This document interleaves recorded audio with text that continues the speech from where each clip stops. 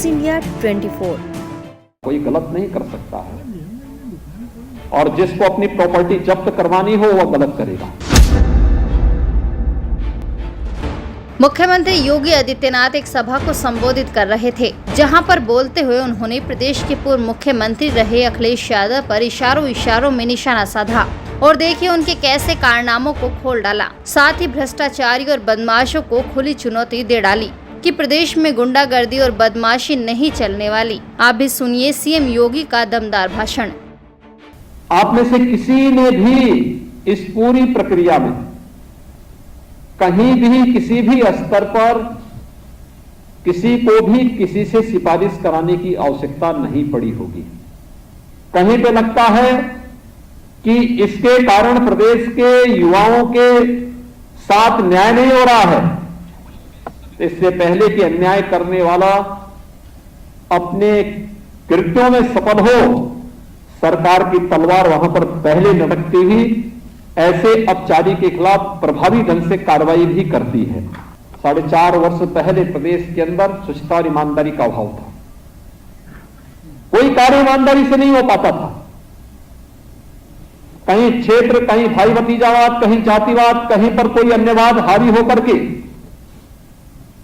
तमाम ऐसे युक्तियां अपनाई जाती थी कि कोई भी ईमानदार व्यक्ति, कोई भी युवा, प्रतिभाशाली युवा हताश और निराश होकर के प्रदेश से पलायन करता था।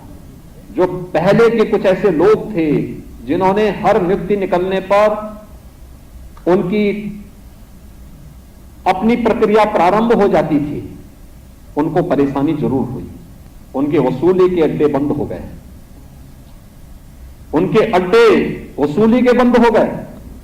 इनमें से बहुत सारे लोगों को तो सरकार निकाल करके, ला करके या तो जेलों के अंदर डाली, उनकी संपत्तियों को जब्त की।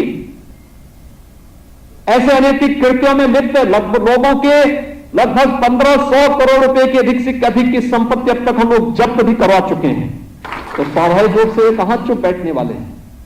हम जनता के मालिक नहीं हैं, जनता हमारी मालिक है।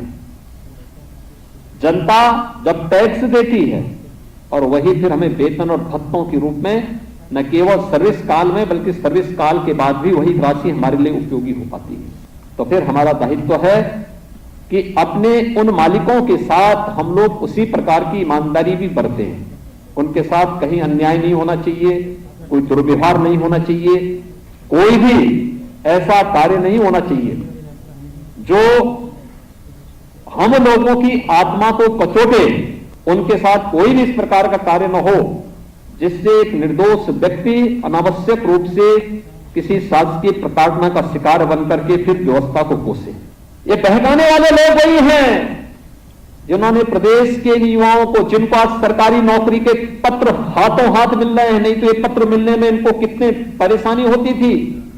एक कार्यालय में 10-10 बार, 20-20 बार जाते थे नियुक्ति पत्र के नाम पर, पहले तो परीक्षाओं के नाम पर, फिर परिणाम के नाम पर, फिर नियुक्ति के नाम पर, फिर अन्य तमाम प्रकार से प्रताड़ित करने की जो एक व्यवस्था चली आ रही थी, आज वह नहीं हो सकता। कोई गलत नहीं कर सकता है और जिसको अपनी प्रॉपर्टी जब्त करवानी हो वह गलत करेगा। जिसको अपने आने वाली व्यवस्था के लिए पूरे सारे रास्ते बंद करने हो वह अन्याय करेगा, अन्यथा किसी को अन्याय करने की छूट नहीं दी जा सकती। देखना चाहते हैं ट्रेंडिंग न्यूज तो न्यूज इंडिया 24 को सब्सक्राइब कीजिए और बेल आइकन दबाना ना भूलें, क्योंकि हम आपके लिए लेकर आते हैं देश के सभी ट्रेंडिंग मुद्दे जो आप देखना चाहते हैं।